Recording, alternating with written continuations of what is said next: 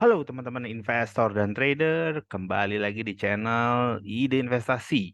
Kali ini saya ingin sharing video estimasi mengenai eh, video review dan estimasi mengenai coal dan CPO sektor. Rekomendasi dari Agustus 2023 dan view untuk di sisa 2023 dan sampai dengan awal 2024. Yuk teman-teman, mari kita mulai.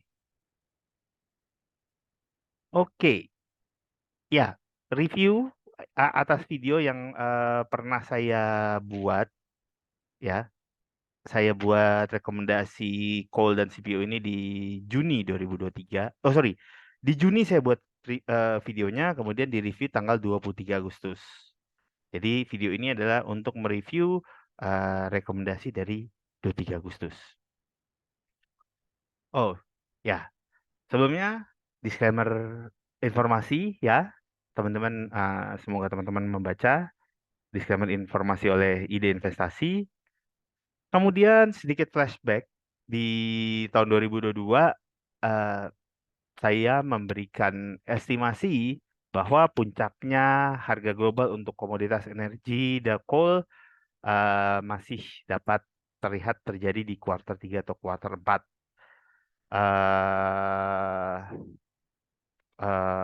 Ini video saya buat kira-kira di Maret 2022. Jadi saya highlight yang nomor satu, sedangkan untuk yang nomor dua ini adalah penurunannya ya. Pada awal tahun 2022 penurunannya. Oke, kemudian ya ini videonya di mana saya memberikan rekomendasi bahwa eh, akan turunnya harga coal di kuartal 3 atau di kuartal 4 2022. Metodologi kami adalah saya melakukan pendekatan mengenai Indonesia makro dan sedikit technical analysis. Saya buka sedikit aja. Saya banyak ngelihat di YouTube masih melakukan apa namanya rekomendasi buy call. Eh, kalau saya sudah menemukan asumsi makronya, ya untuk teman-teman mungkin biasa ya, kalau sudah ditemukan asumsi makronya, ya yaitu saya menganalisa PDB, ada current account, trade balance atau neraca, maka saya biasanya melihat company performance itu hanya untuk melihat apakah company performance itu sejalan dengan asumsi makro.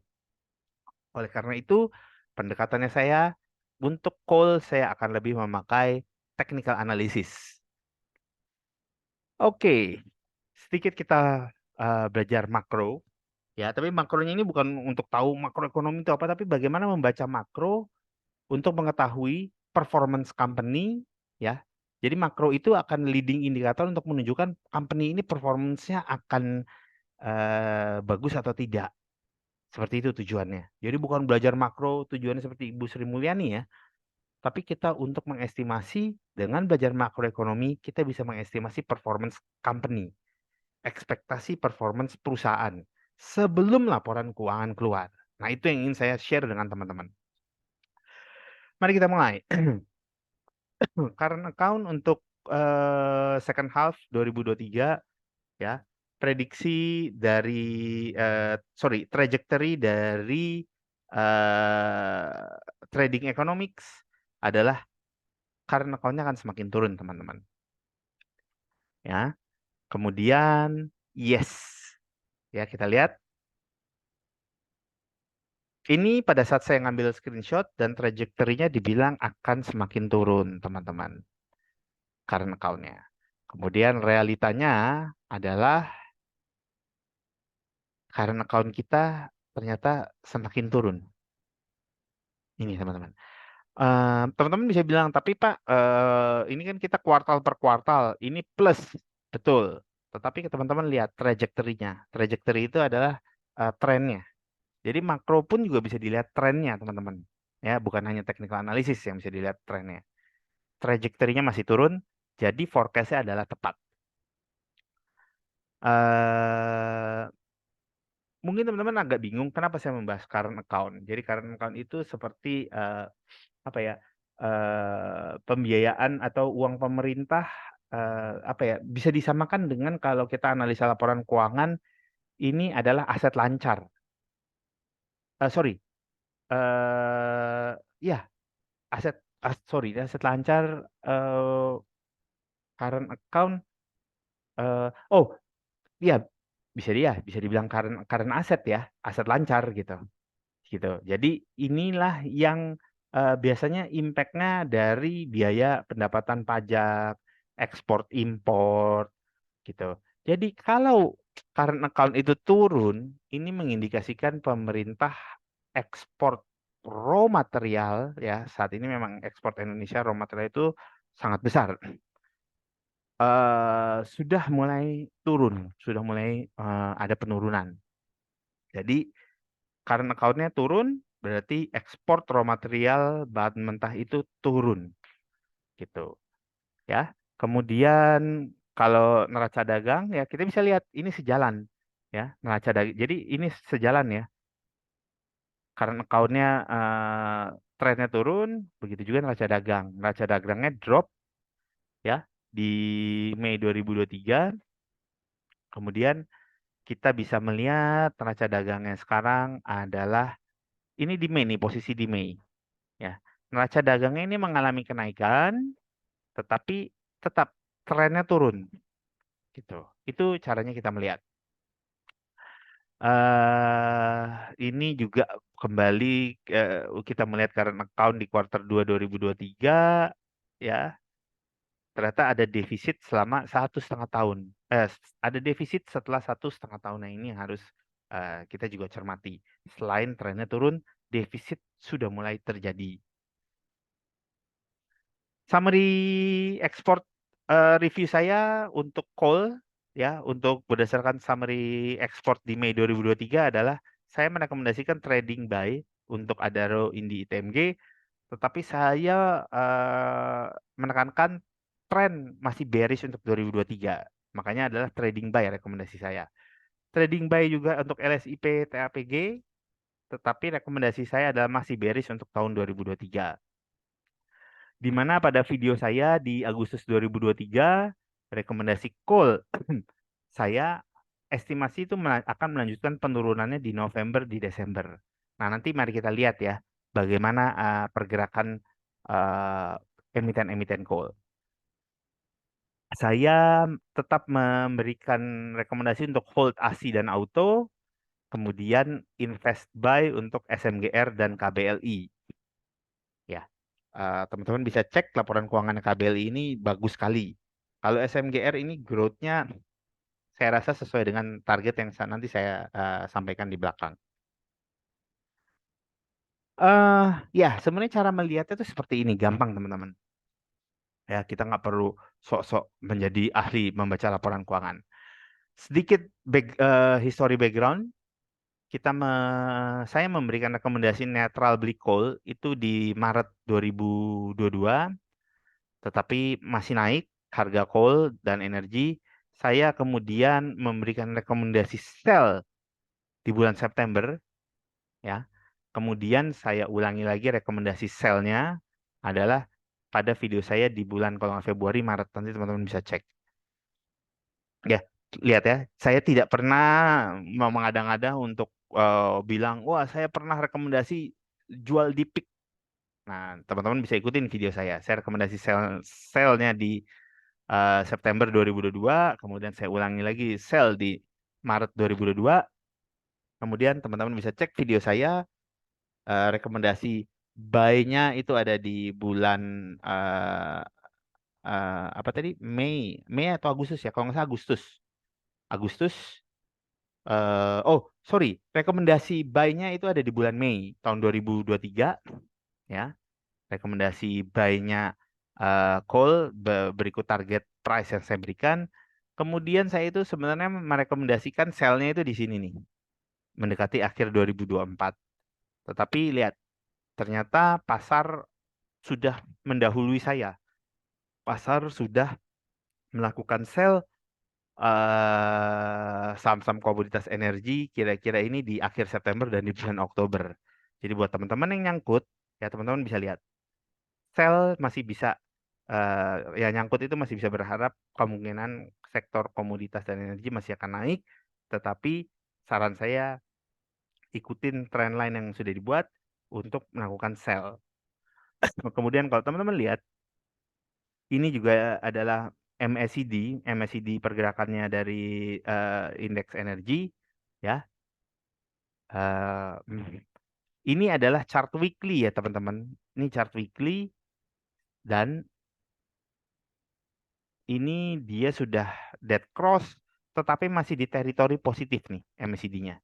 Jadi masih ada harapan untuk dia naik. Kemudian berikutnya dia akan melanjutkan penurunan. Apakah benar? Nah, kalau saya selalu melihat dari indeksnya dulu, baru kita ngelihat ke emitennya masing-masing. Mari kita coba lihat emitennya masing-masing. Ini Adaro, pada saat saya berikan rekomendasi pertama kali untuk buy, ya, dan saya berikan target price-nya, ya ini Adaro, saya berikan rekomendasi untuk buy, kemudian saya kasih target price-nya, dan target price-nya adalah tercapai ya teman-teman. Target price yang saya kasih berikan rekomendasi. Kemudian ini adalah Adro. Ini saya memakai kalau nggak salah oh nggak, ini daily chart. Nah teman-teman bisa lihat pergerakannya. Teman-teman yang biasa melihat candlestick pasti udah tahu. Ini teman-teman tinggal tarik garis, teman-teman bisa ngelihat downtrend line-nya. Saya cenderung menghindari saham-saham yang bergerak di bawah moving average 60. Nah, ini yang biru ini adalah moving average 60. Kemudian ini adalah indika energi pada saat saya call buy. Ya, teman-teman lihat waktunya aja di bawah ini. Ini call buy. Kemudian target price saya adalah indika energi adalah sampai ke 2120 atau maksimum 2250. Dan yang dilakukan indika energi adalah indika energi mencapai 2120. Teman-teman, sesuai dengan target price saya. Dan kita lihat indika energi saat ini dropnya sudah terlalu dalam, teman-teman. Jadi untuk teman-teman yang nyangkut, tapi ini agak susah ya, karena kalau teman-teman narik garis trend line, wah menarik sih. Ini bisa di buy nih kalau indika energi. Dengan target dia, target jualnya cukup sampai menyentuh moving average 60 saja. Seperti yang saya bilang, saya pun sebenarnya cenderung menghindari saham-saham yang bergerak di bawah moving average 60, akan tetapi eh, bagi teman-teman yang nyangkut, kalau mau keluar dari nyangkutnya, teman-teman bisa average down di sini untuk kemudian nanti jual pada saat candlestick-nya itu bertemu dengan moving average 60. ITMG juga saya call buy pada, ya berarti saya call buy itu di bulan Agustus, teman-teman. Saya call buy di bulan Agustus. Sorry, saya ingat, saya call buy itu di sekitar mendekati akhir Juni, sekitar tanggal 20-an Juni, saya melakukan call buy terhadap emiten-emiten call ini. Target price saya adalah untuk call berada akan mencapai level, uh, untuk ITMG akan mencapai level 29.500 dan 31.750, dan kita lihat apakah tercapai. Yes, posisi 2.950 tercapai oleh ITMG, teman-teman. Lalu bagaimana posisi TMG sekarang? Ya, teman-teman lihat. Sekali lagi tinggal ditarik trend line, ya. Bila nanti si ITMG tembus trend line, itu bukan berarti berbalik bullish ya, teman-teman. Karena saya akan tetap merekomendasikan pada saat ITMG moving average 60-nya ketemu candlestick atau ditembus sedikit, saran saya lebih baik dijual. LSIP juga begitu, ini rekomendasi buy saya, ya. Target price-nya ada di sini. Teman-teman lihat sih target price-nya, dan apakah target price-nya tersentuh, maka teman-teman bisa melihat target price-nya tersentuh, teman-teman. Bahkan melebihi target price saya. Kemudian bagaimana kondisinya LSIP? Ya saya dengar memang akhir-akhir ini, wow, banyak sekuritas memberikan rekomendasi buy karena akan melakukan turnaround. Tapi teman-teman lihat aja, saya belum melihat adanya turnaround dari posisi saham-saham CPO. Ya, jadi saran saya teman-teman tinggal tarik trend line. Kalaupun trend line tembus nanti bukan berarti emitennya akan berbalik arah atau udah bullish reversal, tetapi lihat dia uh, saran saya kalau candlestick-nya sudah ketemu dengan moving average 60 sebaiknya dijual. Ya tembus sedikit juga dijual. TAPG juga saya melakukan rekomendasi buy pada bulan Agustus. Target price-nya ada di sini untuk TAPG waktu itu. Mari kita lihat apakah TAPG menyentuh target price saya. Ya, teman-teman melihat bahwa TAPG berhasil menyentuh target price minimum saya, ya, teman-teman. Kemudian bagaimana TAPG? Ya, ini adalah pergerakan saham TAPG ini agak, tapi menarik sih TAPG ini. TAPG teman-teman tinggal menarik trend line di atas ini. Jadi kalau dia nanti tembus moving average 60, teman-teman bisa jual di atas trend line. Nah, apa sih yang mendasari saya bisa bilang jual saham coal nanti? Ya, jadi menurut saya eh, selain ya, saya memakai technical analysis hanya untuk mengkonfirmasi apakah analisa fundamental saya itu adalah tepat. Dan saya memakai analisa laporan keuangan itu adalah sebenarnya nomor 3 atau nomor 4. Saya cenderung memakai analisa makro. Mari kita lihat. Ini adalah video yang saya buat ya, kalau nggak salah saya buat ini di bulan Agustus ya. Sebentar. Yes, ini saya buat di bulan Agustus ya, di mana harga batu bara itu masih berkisaran di level 160 untuk futuresnya. Nih, ini chartnya, teman-teman bisa lihat ya. Ini 160 ini untuk target futuresnya. Tapi pada saat video dibuat, harga call ada di 136. Kemudian mari kita melihat harga call futures di per tanggal 21 November. Jadi jauh dari target saya. Target saya di 160, sedangkan harga call turun di 122. Yes, jadi analisa saya dari awal tahun dan analisa saya eh, bahwa akan terjadi kejatuhan lagi saham-saham energi, batubara, dan CPO di sekitar bulan November dan Desember cukup didukung oleh data-data yang ada dari pergerakan harga coal dan juga data makro Indonesia. Sebagai alternatif, saya tetap call buy untuk SMGR. Ya, teman-teman simak revenue-nya, targetnya. Growth-nya saya cuma targetin 10% dan net profit juga tumbuh 10%. EPS TTM-nya targetnya adalah di 344,65 dengan range target harga SMGR ini 6.900 sebenarnya udah kena ya teman-teman. Jadi target berikutnya ada di 8.300. Jadi 6.900 ini udah di hit kemarin. Jadi sudah tercapai. Eh jadi upside yang ini sekarang udah nggak ada nih yang 6.900. Jadi semoga ini tercapai nih di 8.300.